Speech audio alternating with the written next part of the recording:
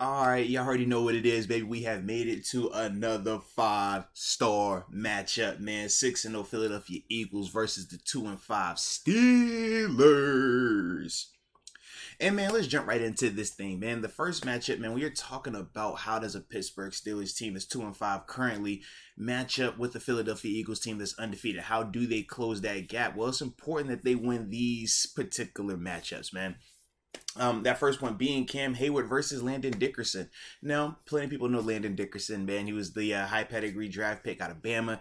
A lot of people in Pittsburgh wanted to take him as well. But when you're watching him, man, he is a rookie. And as a rookie, I think that he plays really well in terms of the run game. I think that his effort is always there. And fundamentals in terms of the run game, I think that he's really good. But when it comes to the pass game, in particular his pass pro, he does get beat a good amount of times. And that's the thing when you're talking about Cam Hayward coming off of a performance like he had in Miami, where we could see him starting to really get back to being his super productive self, just getting back healthier and stuff like that. But this is one of those ones where when you're talking about how to impact or influence this Eagles passing attack that can be very difficult to defend at times because of the tempo, the cadence of it and stuff like that.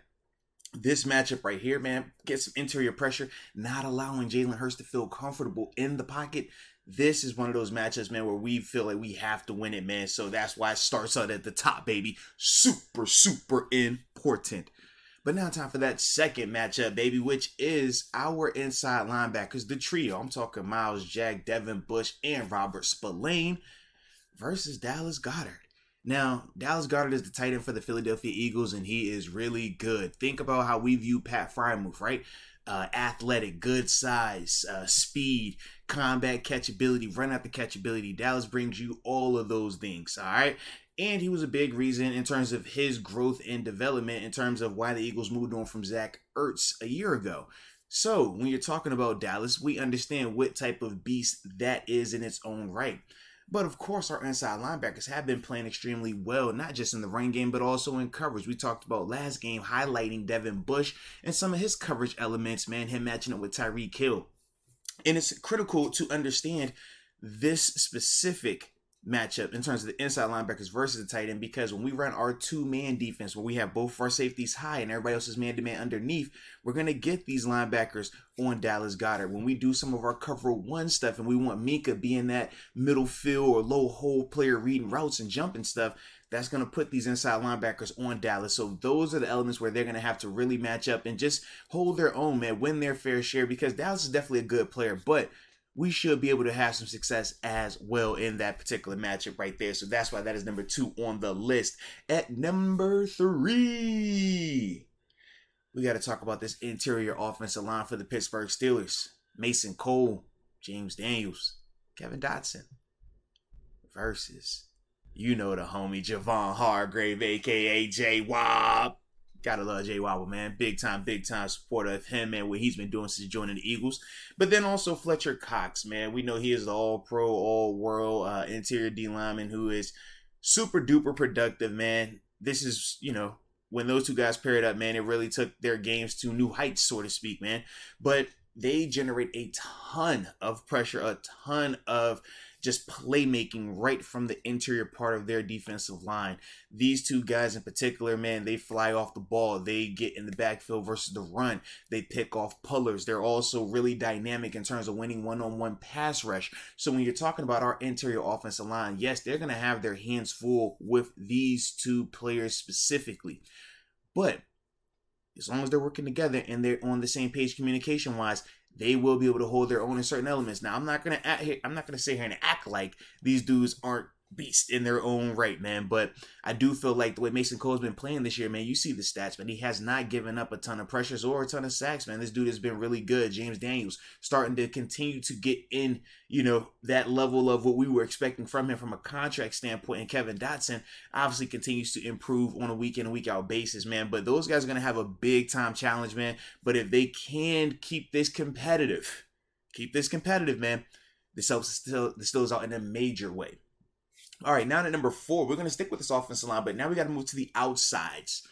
Chooks, Core 4, Dan Moore versus, I thought it was just going to be Hassan Riddick and my 2010 draft brother, Brandon Graham. But Philadelphia said, hey, man, we want to add a little spice to the party, and one made a trade for a guy by the name of Robert Quinn, who a year ago had 18.5 sacks. So, yes, this makes things a lot more complicated in terms of the matchup edge rushers versus edge rushers versus tackles. Both of these dudes, man, in terms of Robert Quinn and Hassan Reddick, can win one-on-ones. They both have been double-digit sack guys. They both have had success at multiple areas and multiple teams. Very different, though, in the sense of Robert Quinn, he's going to be your true, hand-in-the-ground DN.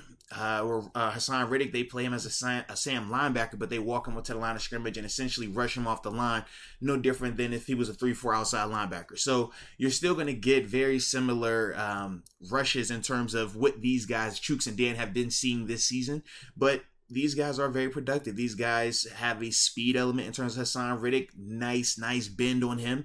And then you got Robert Quinn, man, who has really good length, is a freak in terms of just, understanding how to rush the quarterback, how to get big time plays, and he is a ball hawk in the sense of he gets strip sacks as well.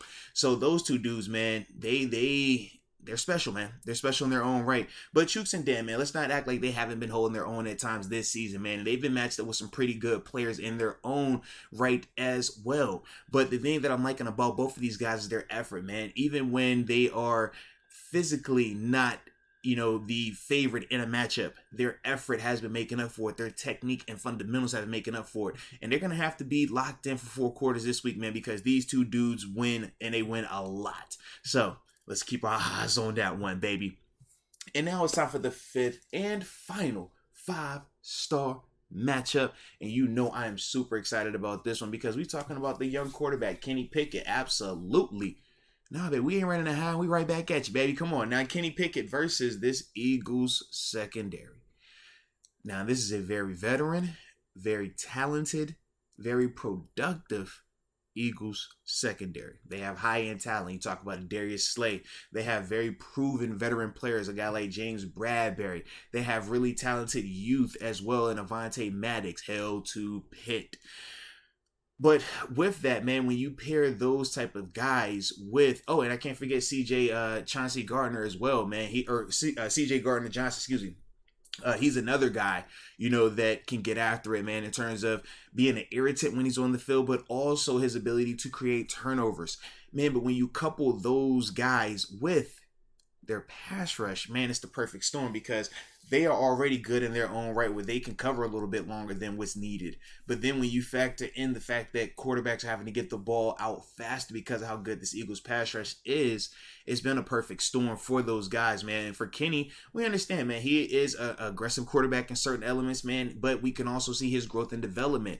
But we know that at the same time with that, with his aggressiveness, with his ability or knack for taking chances and just giving his receivers opportunities at 50-50 balls, that will put the ball in harm's way at times against this Eagles secondary. So it's going to be critical that even though we're going to ask Kenny to make plays with his arm, and rightfully so because he can, he's going to have to really be on his P's and Q's because you cannot have turnovers against this particular team. They are exceptional this season in terms of creating turnovers, but more importantly, in terms of protecting the ball. Their turnover margin is really, really good, and that is a big part of how they've been able to get out of some of their closer games as well. But in this particular one, man, Kenny is going to have to be, like I said, locked in. And we've seen his growth. We've seen certain things that he's been doing over these past couple of weeks since he's taken over for Mr. Trubisky, where we're like, okay, you know what? I like this throw right here. Or you know what? I like how he used his legs right here. In Philadelphia, they play a lot of man-to-man coverage. But when you play man-to-man versus a mobile quarterback, man, at times that quarterback can pull it down and get big-time chunks with his legs. And that could ultimately force this Eagles defense to not play as much man, hopefully. Or just on it's a potential for that to happen. But either way, man, we got to protect the ball, and it starts with Kenny, but he has to attack as well, man. So those are my 5-star matchups for this Steelers-Eagles game. Let me know your thoughts, though. You like these matchups? If you have any other particular matchups, and also drop that score prediction in there as well. But either way, I appreciate you for tuning in, and until next time, baby, peace.